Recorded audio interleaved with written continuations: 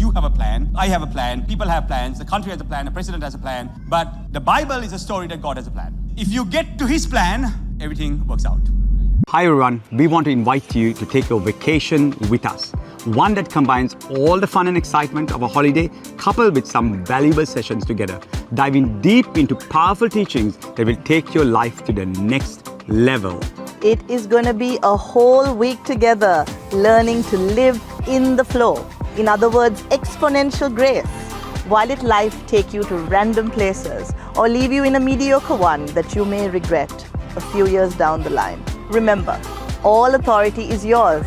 The destination is your choice. And let's not waste time with limits now, shall we? This journey begins with discovering the spiritual gifts God has bestowed upon you and using this knowledge to make your dreams a reality.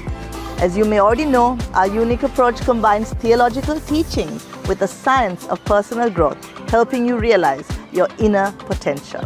We concluded last year by getting certified as coaches by the Flow Research Institute. We combined what we have learned, the truth of the scriptures, and with a short span of time, we found ourselves in a whole new paradigm, achieving some crazy goals, signing up with billion-dollar corporations, and facilitating sustainable solutions on a national scale. And this is not even half the story.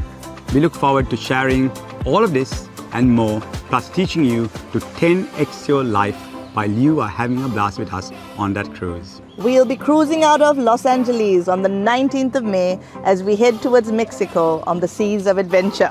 Save the date, everyone, and join us. I just wanna dance till my heart goes la la la. I just wanna dance. That he this journey. Don't look at me like that. No, that's a part of the look. No, I'm doing it for the camera. Otherwise, I'm only one angle. I look bored. Okay. We combined. When you turn around and you do it like that, okay, it's like odd. Okay, so don't do it. No, it doesn't look nice. No. Don't look. You can look at the camera and nod your head. Okay. Wanna dance till my heart goes la la la. I just wanna dance.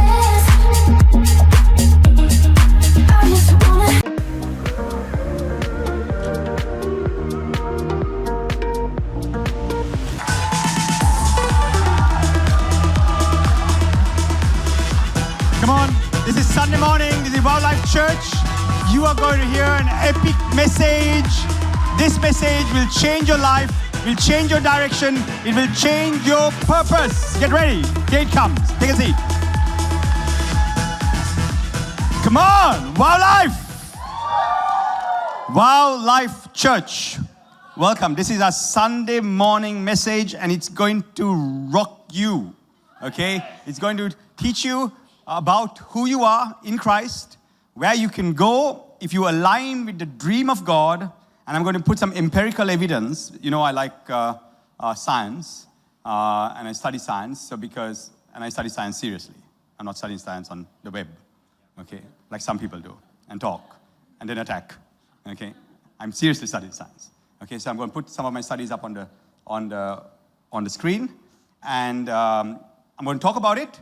Because when you see it in science, you realize that there is a evidential-based psychology that is coming up to help you believe what you believe. You understand that?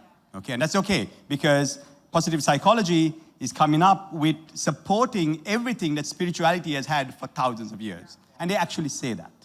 They're not trying to say they've got this thing from nowhere. They're actually saying we got this because we've studied all the spiritual discussions and we understand the values of spirituality, and because of that, we are now bringing empirical evidence to support it. So I'm going to put some of that on the screen, the LEDs, right? But so I want you to be alert, because when you see numbers and charts and stuff like that, sometimes you can go to sleep. Okay, so it happens to me. All right, so I just want you to be alert. Okay. And I want you to also have energy while I'm giving this message, okay? But yes, exactly. Because honestly, without your agreement, nothing goes in. Trust me. And that's the truth of it. Without you actually agreeing, nothing goes in. You can agree in different ways. Posture agrees, hands up, worshiping, surrender. That's a posture of agreement. You see? And so therefore, things can happen, encounter can happen. It's hard to encounter God when you're like this. Okay? Or like this. It's hard. So people say, why do you have those awesome encounters? Like, because I'm surrendered. Okay? So the other way is that you can agree. You understand that? And you can say, yeah, that's cool. Wow. And that consideration, it's like having a conversation at home, and you're doing it at church, but you're having a conversation with me. Is that okay? Yeah, okay. All right. So I'm going to walk you through this. And then, if you give me your time, we will then prophesy. Is that okay? Yeah? Because we're going to bring Dream Team up, okay? I've had a few dreams as well. Cool, right? Okay. Normally I sleep very late and then don't get to dream, so I have to prophesy on the cuff. You know, I have to walk around, pick up what they're saying, and then take it off. But I've had a few dreams, really, and like they've had Dream Team. So I'm going to prophesy using Dream Team technology, and I'm sure it's going to be awesome. Are you ready? Yeah? Okay. All right. Okay, so let's get the word done, but I want it bang, bang, bang, hearts open, seeded into you. Is that ready? Are you okay with that? Yeah? Okay. So here we go, right? Now, we're talking about purpose, and we're talking about that God has a plan and a purpose for you. Now, this is really interesting because I know you have a plan, I have a plan, people have plans, the country has a plan, the president has a plan, but the Bible is a story that God has a plan. This is what you need to get. God has a plan means that he's having a conversation that is might be, okay, and I can tell you not might be, I'm giving it to you in writing, it is certainly different to your plan. Okay? In the little I've known God, his plan is different to your plan. In fact, sometimes vastly different. So he says, as much as the heaven is to the sky. That's what you need to understand. So that means you might have the opposite of God's plan. Even though your plan might be good. You might want to be a CEO, a doctor, a lawyer, professional, IT specialist, government, politician, whoever you want to be, okay, I can guarantee you that his plan is completely different to yours. Okay? Little knowing God and following on his conversation. Right. Now, the thing is this, if you get to his plan, everything works out. If you dream his dream, you will live long, you'll grow influential, you'll become powerful, you'll easily flow in anointing. Miracle signs and wonders become just like nothing, easy for you, okay? Because you're now in his plan. The Bible is a story of people trying to find the plans of God. Okay? And then walking in it, and then something happens. Okay? So for that, he takes a guy called Abraham and he says, get out of your family, your conditioning, your cultural frills, get out of all that, and now walk with me, because as you walk with me, the walking with me is, I'm not telling you the full story. That's what it means. Walking with me means that there is no destination that I'm going to discuss with you. Walking with me means that it's after every step that I will talk to you and tell you one thing, and then I take another step, and then I tell you something else. So don't ask me where we're going to end. Because walking with me means that I'm so big up there to tell you what is coming 100 meters down the road. Walking with me, this guy over here, is very, very similar. I walk with my leaders, I walk with my people for years, patiently, waiting for realization to understand who the heck they're walking with. They're finally getting it slowly, but surely, to understanding. You see? But I've understood it because I saw the dream of God for this nation. When God called me with the dream. He called me with the blueprint. He told me exactly what will happen 2 years, 5 years, 10 years, 8 years. And it looks like it's working according to plan. Now, here's the thing. The season is changing. I'm not preaching purpose because I suddenly feel warm inside. I don't do stuff like that. I'm not preaching purpose because I watched some great preacher preach something on the internet. Okay? I'm not preaching purpose because my spiritual father told me that I should preach purpose. And this is the way to build a church. Other people do that kind of thing. I honor him and love him, and he can direct me, but he trusts God's voice in my life. For this church and for this nation. Watch this. Okay? I'm telling you this because I'm preaching purpose because I'm trying to get you ready.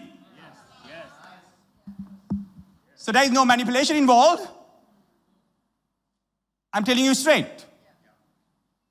Get ready.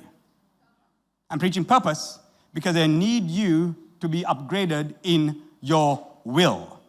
I need you to be upgraded in your vision. I need you to be upgraded in who you are. I need you to be upgraded in how much you are available to this place.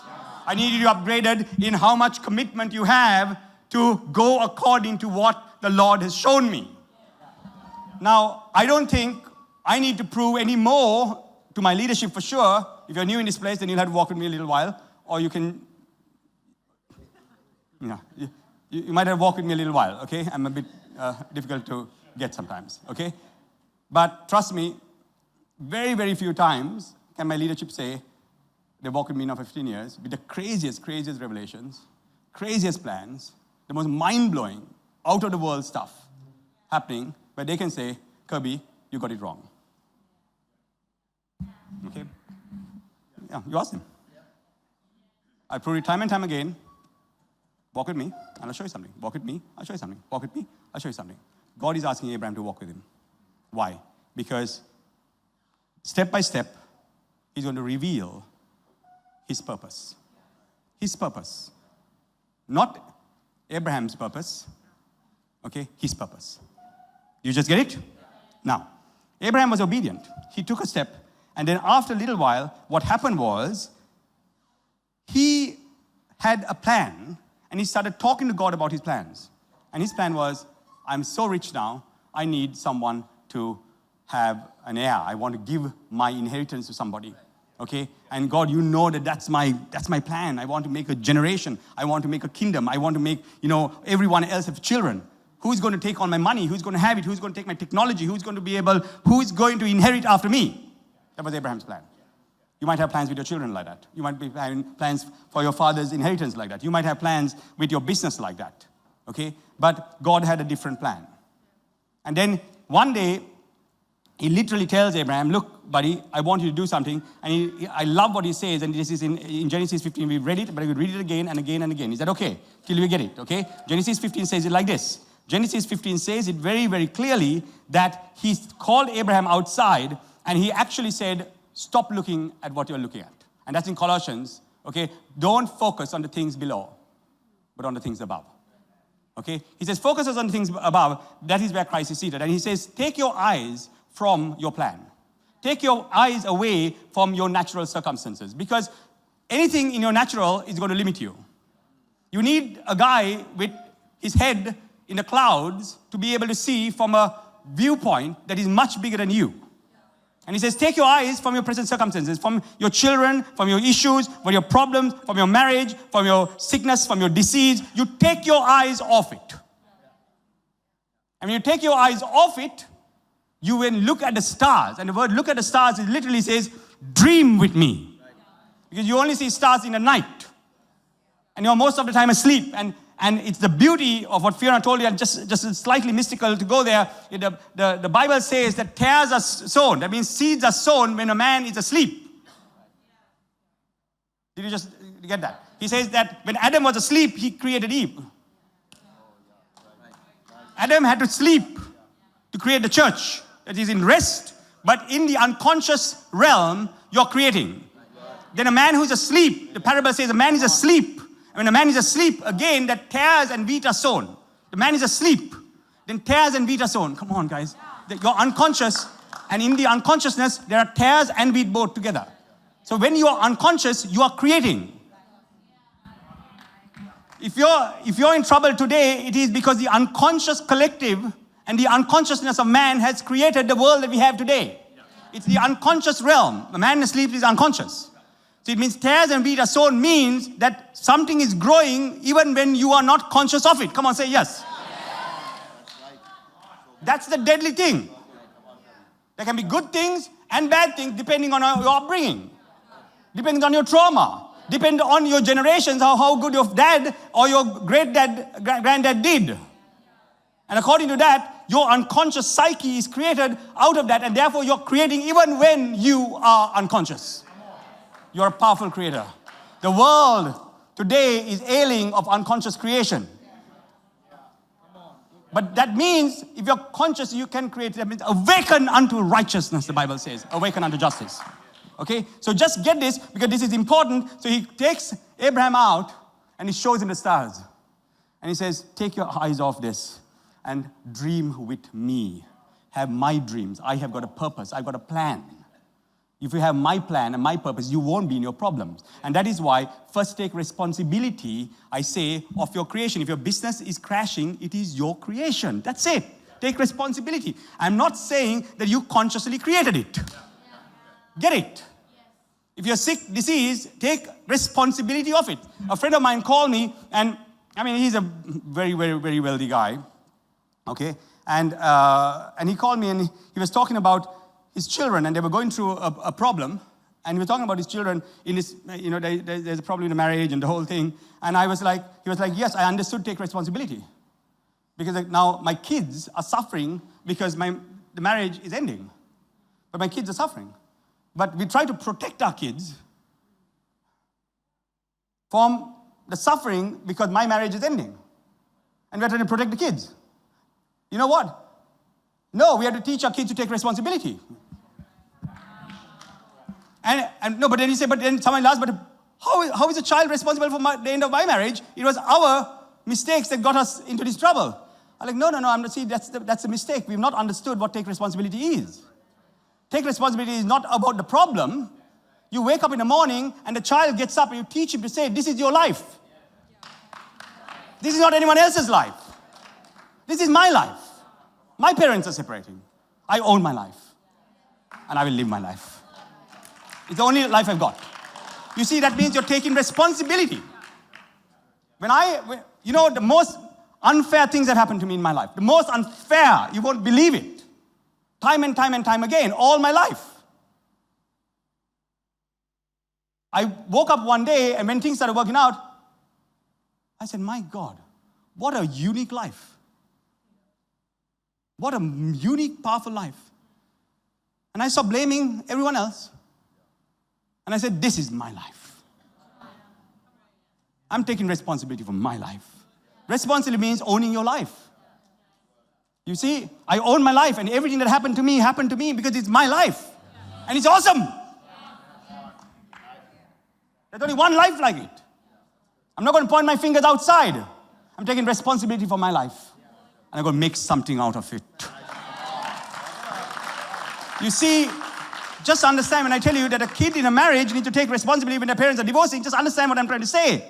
I'm not saying it's their fault. I'm saying you wake up in the morning, you teach your kids, they say, this is your life, this is my life. Don't try to protect everybody. You make the best of your life.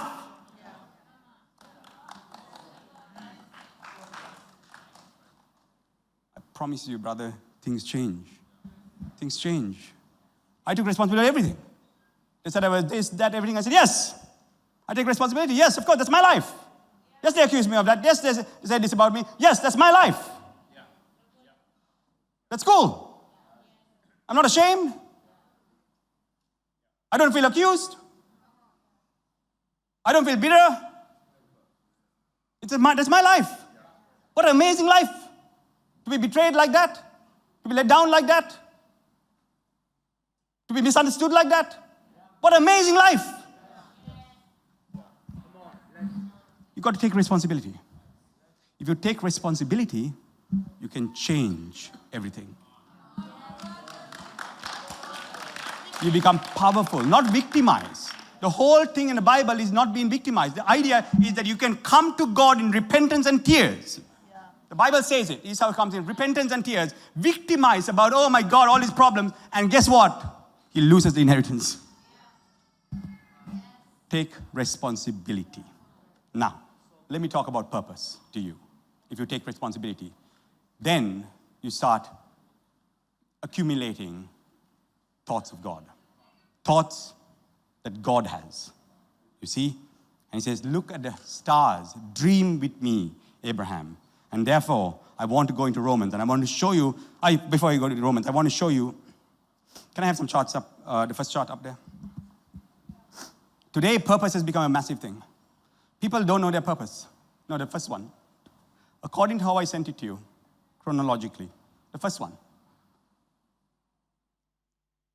Keep going. This one is meta-analysis, yeah? Purpose, yeah, sorry, my mistake. Purpose in life and its relationship to all-cause mortality and cardiovascular is a meta-analysis. Meta-analysis means it's a thorough analysis. They've gone through everything.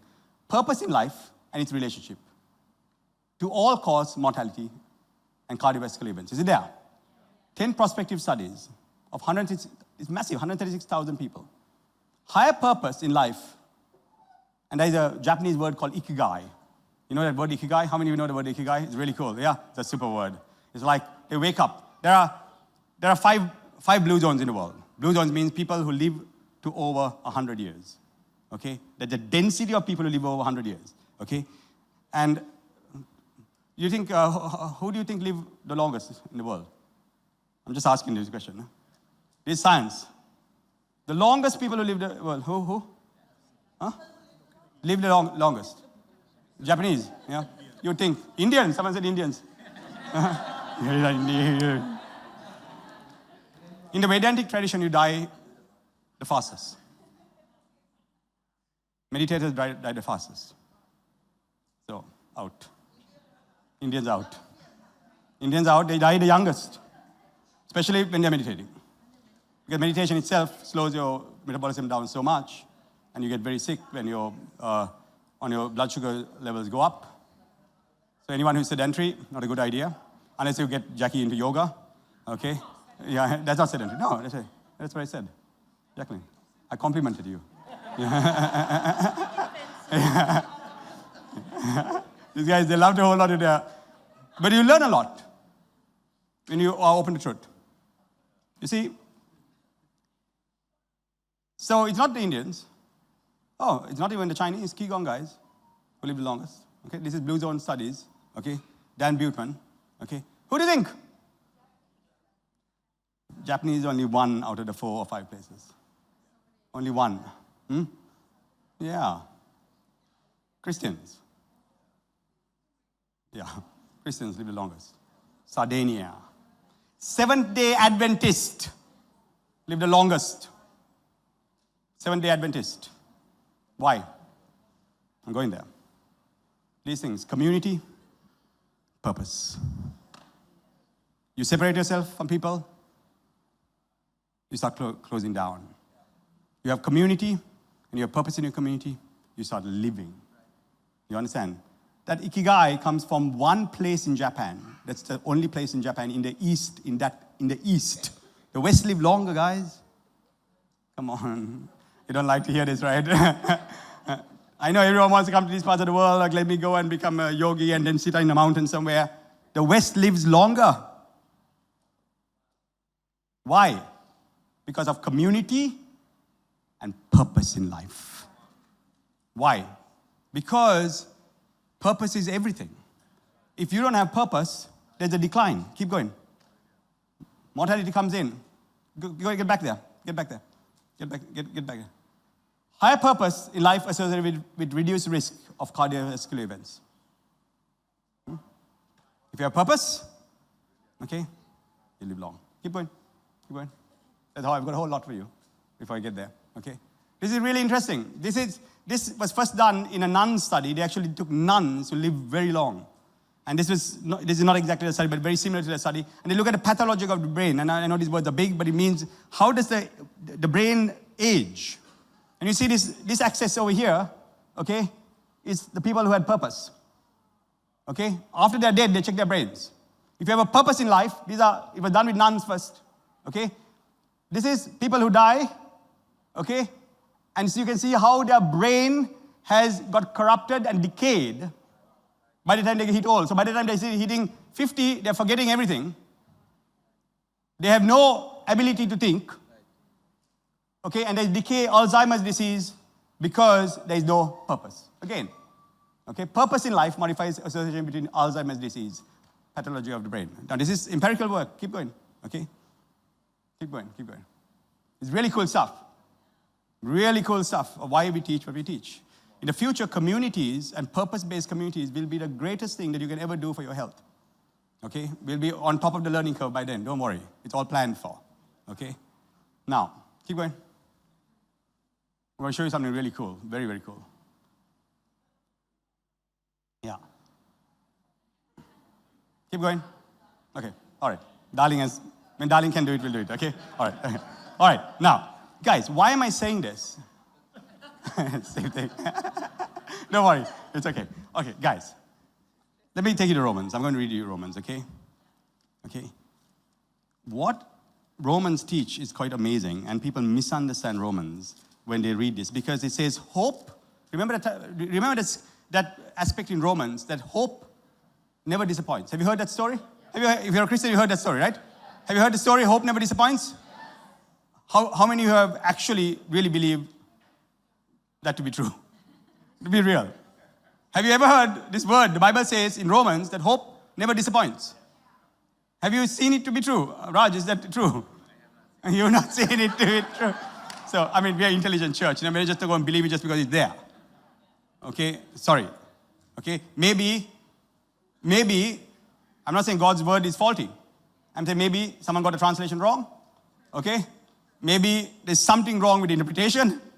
Because to put such a massive statement and say hope doesn't disappoint, and if we all hoped, and we know what happened, okay, it's like bad for business to preach from that word. Okay, because immediately as you preach on it, there's dissonance. Like, oh, okay, I know, but I hoped, don't understand. When my father was sick, I hoped. When my mother was sick, I hoped. When my child wanted to get to education, I hoped. Okay, I hope for my job. All disappointed. So there's cognitive dissonance, but they don't understand the biblical aspect of hope doesn't disappoint. You get it? There's a biblical aspect of hope that doesn't disappoint that is important. Verse 3. Where is it? Okay, sorry, chapter 5. Romans chapter 5. Okay, my mistake. Romans chapter 5, and says it like this, okay? Verse 2. Through whom also we have access by faith into this grace in which we stand and rejoice in the hope of the glory of God. And not only that, listen carefully, we also glory in tribulation. What is this series called? Pain and purpose. Okay? And not only that, but we also glory in tribulation. Knowing that tribulation produces perseverance. And perseverance, character. And character, hope. Now, hope does not disappoint. And then as you go there, everyone goes flat. I thought we were getting somewhere, but that last verse can't be so true, okay?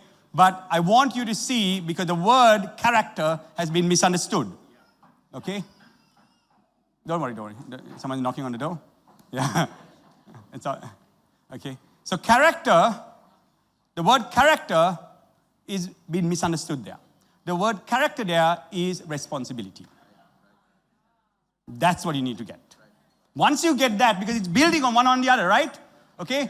Glory in tribulation. Tribulation produces perseverance. Perseverance produces character. You can see it's building, and character, hope. And we're like, whoa! And hope doesn't disappoint. And so when you get there, we need to understand, oh my God. Okay, one by one. So if you say character, we miss it. But if you say responsibility, trust in us, that produces hope. It's a different type of hope. It's a different type of hope. It's a different type of hope. I know. It's a different type of hope. That type of hope doesn't disappoint. What does that mean? I'll tell you. When you get persecuted, or when you have tribulations, or when you're sick, when you're diseased, when you're having a problem with community, with people, when you're having a problem at work, and you're trying to get promoted, okay? What is happening is tribulation. Whatever it is, when you have a financial crisis, it's tribulation. Tribulation produces perseverance. Now you know that you're going to try a bit. Okay? As you have some problem, okay, we're going to try. Okay, we're going to go. Okay? Now this is where purpose comes in. Because at the end of this, because the love of God has been poured out in our hearts by the Holy Spirit who has given to us. See, that, don't forget that. Now hope doesn't disappoint because of love. Okay? Because it's not about me. Because when Abraham was called, he says, come, I'm going to bless you. I'm going to raise you up. I'm going to make your name famous. You have a purpose in me. Dream with me, Abraham. I'm going to give you now a hope that won't disappoint. But because before I give you that hope, you will have to take responsibility.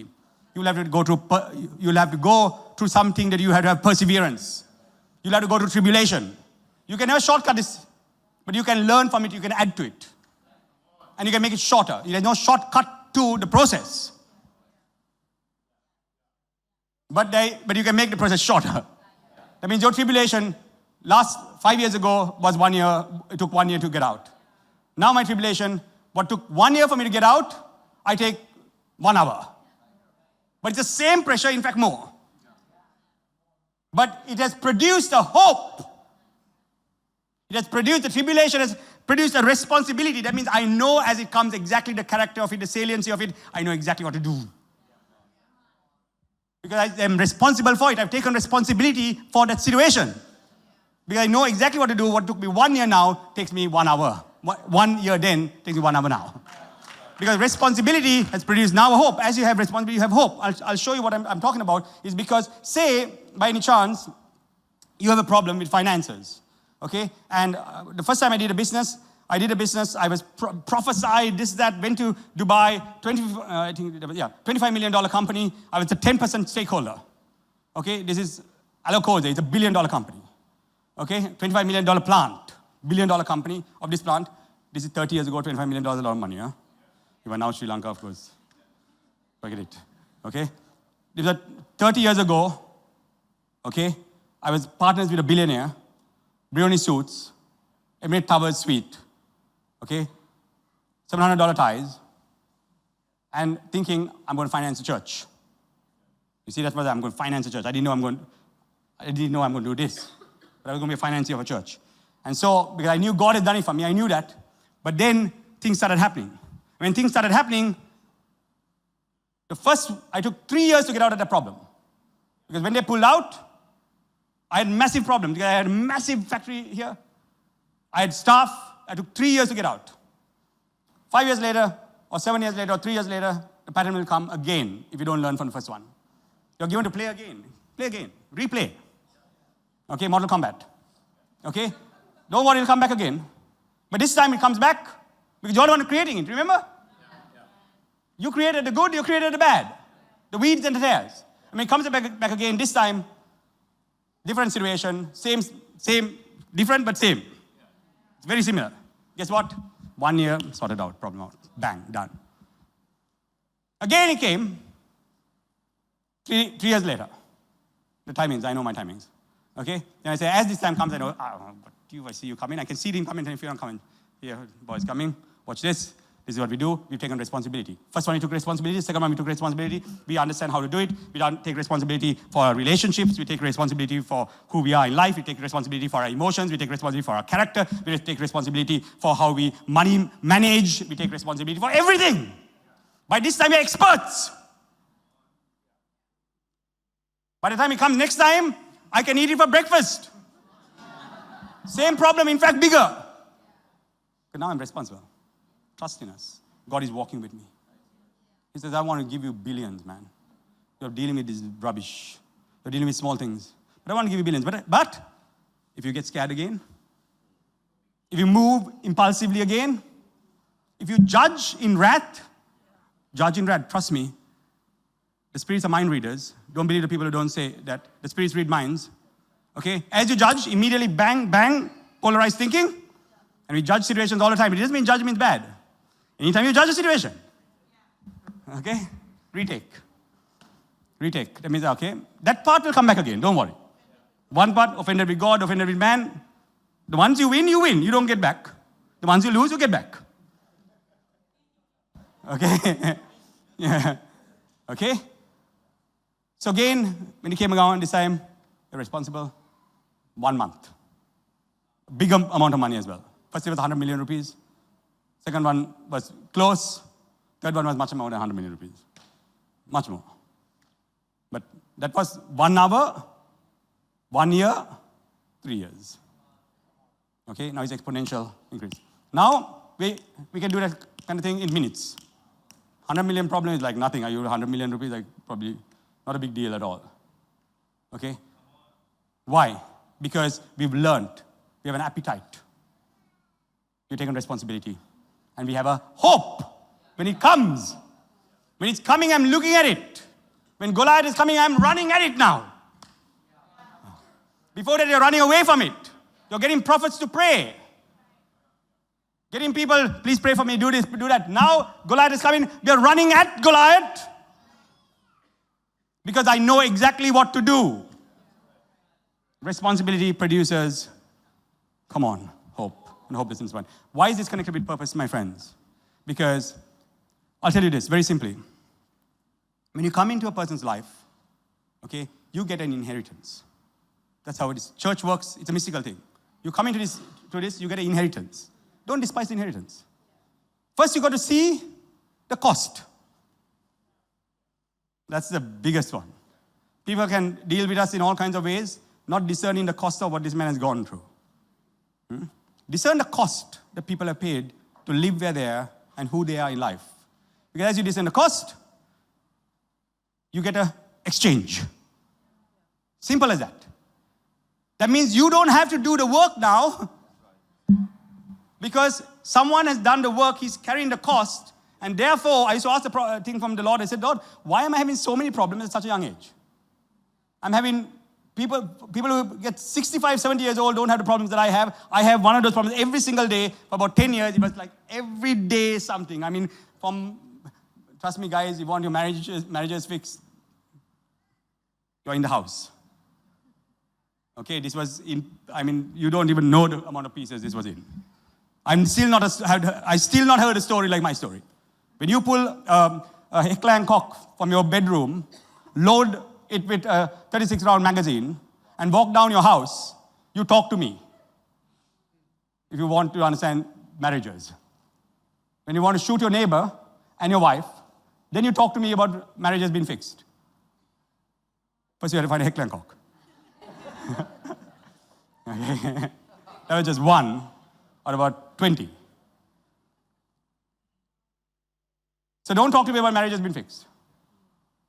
Okay? When you've lost the amount of money, investments, and still being able to smile and preach, then talk to me about how to do well in business. Okay? And the people I know. And the ability for me to walk away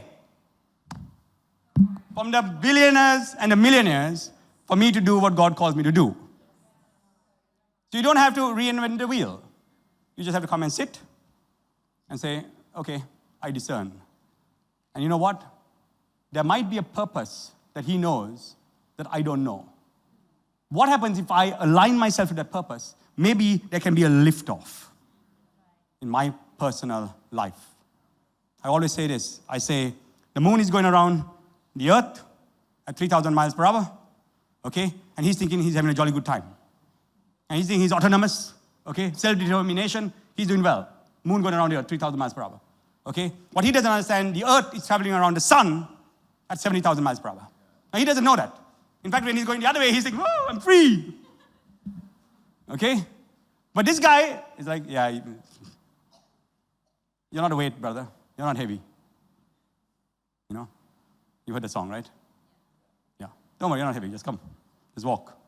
You're just the moon. Trust me. I've got the sun to go around. 70,000 miles per hour. There are people like that. But they can't tell you that. Because when they tell you that, you can't figure it out. You just have to be dragged along. But it's also to be dragged along. Come on, man. It's grace to be dragged along. And then the sun is looking at the earth, and he's looking at all his other friends, Saturn and Jupiter, and these guys are massive giants. And they realize, and they don't realize, and the earth doesn't realize, the moon has no clue at all. That's when you first walk through the door. You're the moon, when you first walk through the door. You don't know what the heck is going on, but you just like what I'm saying. But you feel something inside of you. It's like eternity is calling you. You're transcendent above yourself. You're looking at a person and looking at a group like, what the heck are these guys up to? Like, why am I drawn to this place? I'm pulling on your heartstrings of eternity. I'm pulling on that one thing inside of you that is forever, that is calling out to me, and I call out to you. We are born for each other. And we are born for it because we got a purpose. And I'm fed up about not telling the moon of what is going on. But he can't. That guy can only reflect. That's all he can do. And then the sun is thinking, oh boy, these little guys, oh man. Oh, have you seen what Jupiter looks like? Oh boy, okay. All right, okay, just come along, don't worry, come along. And he's going around Sirius at 500,000 miles per hour. And he's dragging all these dudes with him. And they don't even know because they are looking at their moons. And they're busy with like these little moons coming around me. Ha ha ha. Yeah. But the son is serious. You see? The depth, all you can feel is the depth, my friend. Don't decide on right or left, or Kirby said this, or Kirby said that, or he's liberal, or he's conservative. You have no clue. Don't judge on face value, on the down. Trust me. We're going somewhere. If Moses had to stop and tell these guys the compass of where promised land was, okay, he would have never got there because he tried to explain to his people, tried to explain and justify. But one thing he needs is leaders by his side. Okay, he needs leaders by his side. Because the sun has got the earth by his side, the earth has got the moons. So leaders, I hope you got your moons. Because we're going somewhere. Okay? We're going somewhere, guys. Once you take responsibility, moons, earths, take responsibility, guys. You see a guy, this thing costs. I've been doing this for 15 years. We do this every day. It's going to get bigger. But what costs? What does it cost me? We've been doing it for a long time. Are we mad? I was telling a friend last night, I said, it's like mad, no, Mashan? It's like, because, all we have to do, we have 600 pastors, we're just, all that we get, we give, 90% we give.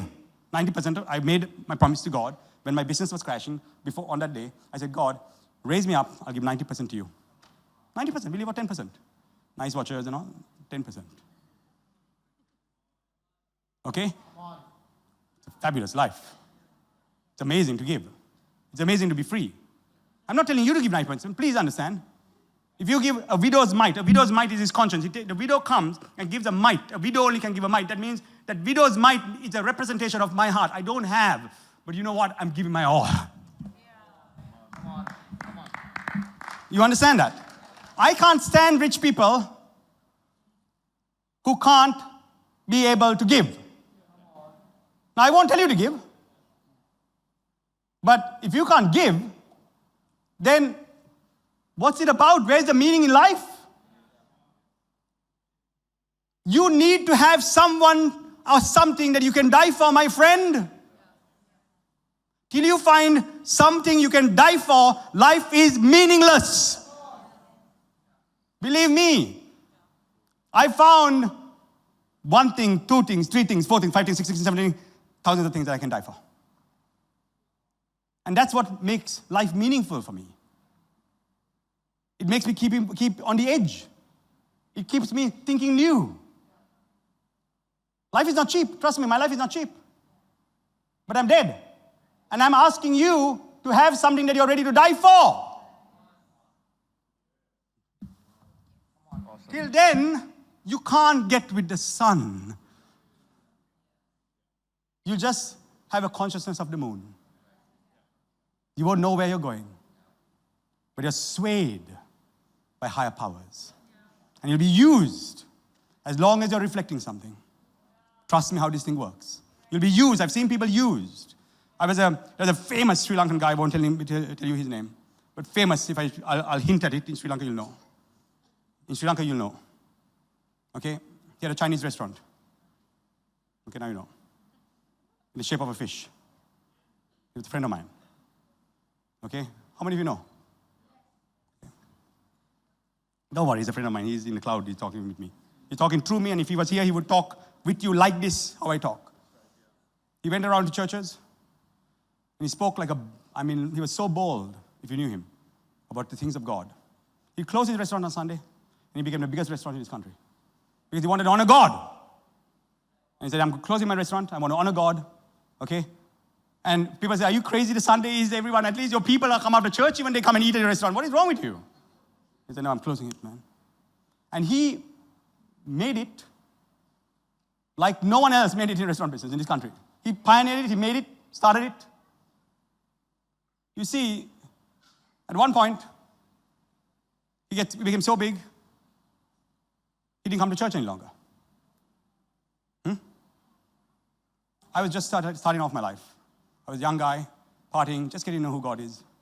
And just getting to know, like why am I so powerful? Why are crazy things happening? How come the first person that we work with, you can ask Pastor Neil, the first person that I worked with when I started working for foundations and so for social capital thing was a guy called called Foster Freeze. Have you heard of Foster Freeze? Google him.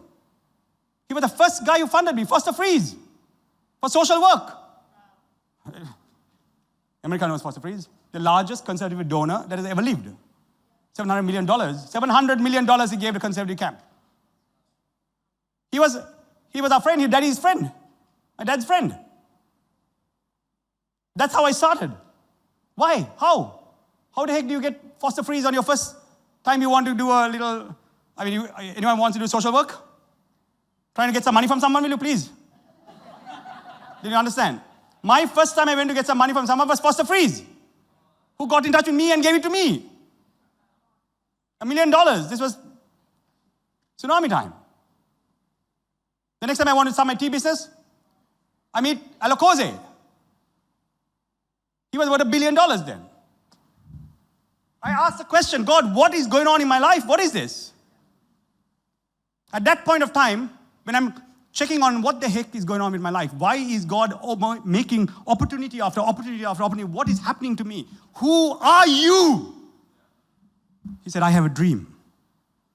And then I was partying at that time, drinking champagne, spending my money coming out. That's the story. You know what? I didn't have any money like that. Finally, I was now busting it. I had the cash.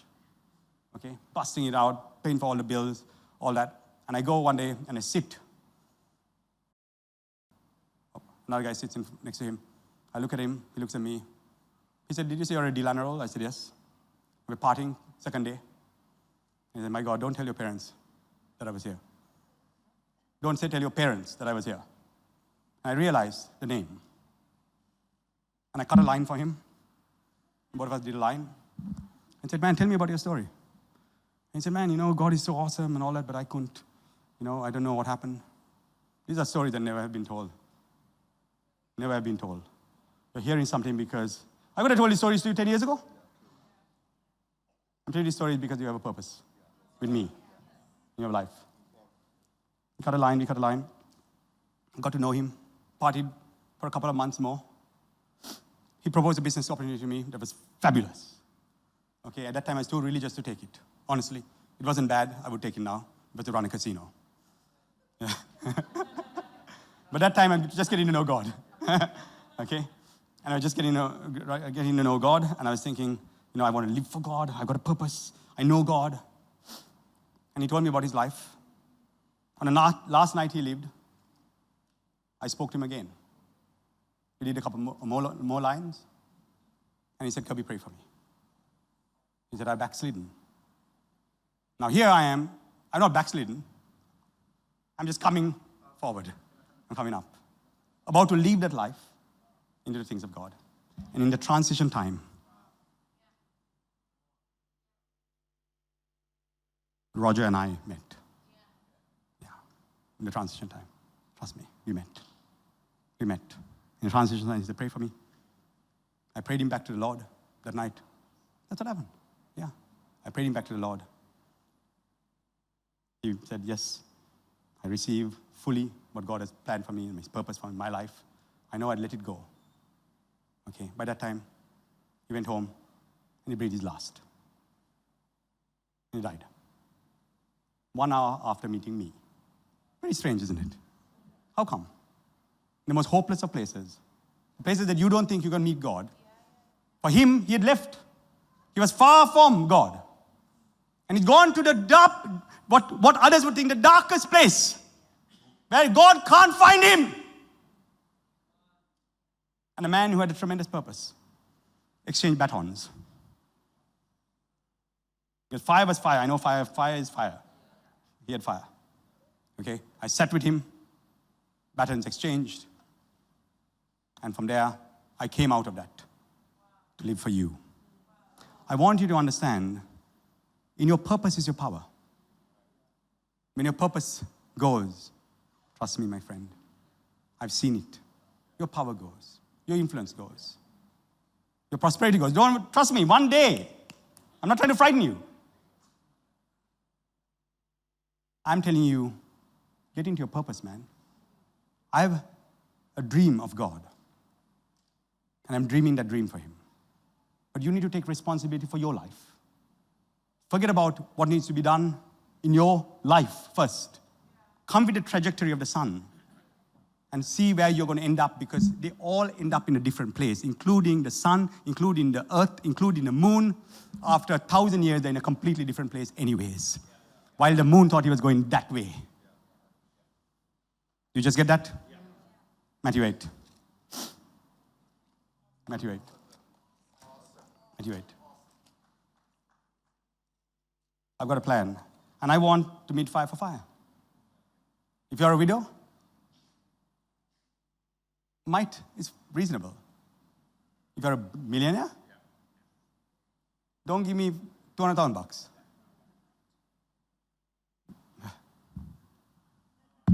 Don't give me $200,000. A millionaire should match millions, right? Yeah. And you see what God will do for you. Do for me. I don't need your money. I don't need your money to do this, huh? Please understand. I'm not like other pastors. I'm not going to give you a gold card and a silver card and a bronze card. Okay? But put your money where your mouth is. Put your effort where your mouth is. And give me your best. Because this guy is a very loyal guy. And he can only deal with loyalty.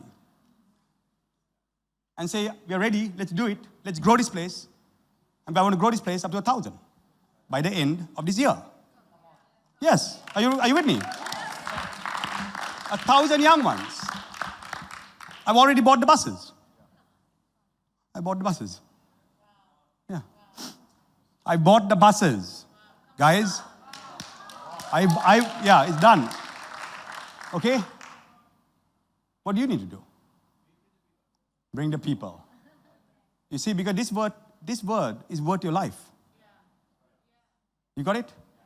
And so, no longer standing in the peripheries, just come and say, hey, you know what? If God's got a dream, I want to enter into that dream. And I want to give my all to the dream, because this word changes lives. Jesus Christ is real.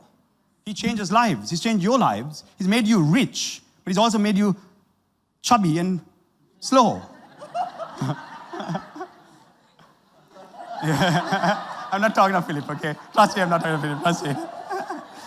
Philip has done a fantastic job for himself. I mean, he's cycling. And, please, okay? Everything is not to Philip, okay? Okay, but that's what happens when you're rich. It means you got, the Bible calls us fat. Yeah, they literally call, because, hey, just because God blesses you, that doesn't mean you keep that blessing to yourself. If you have a bowl, an atheist friend told me, you know, why I don't believe in this Christian stuff is there's no one, if these guys really believed in what they said, they would be convincing me every day. You meet Kirby de Lanerolle outside, he's the same. Wherever I am the same.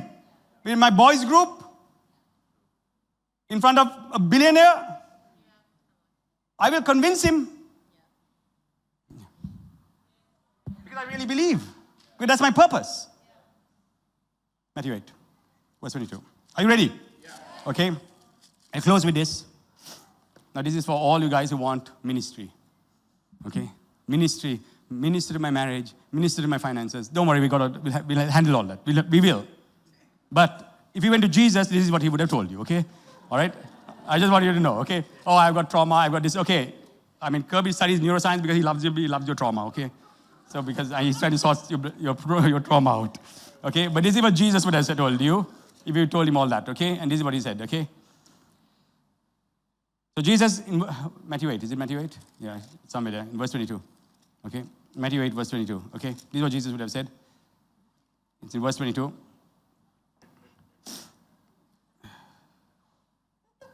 Where is it? Oh, yeah, yeah. Is it there? Oh, yeah. So we'll go. Then another with there said, okay, go up, go 21. Go 21. Okay, go up, higher, yeah, 19. Then a certain scribe came and said to him, Teacher, I will follow you wherever you go.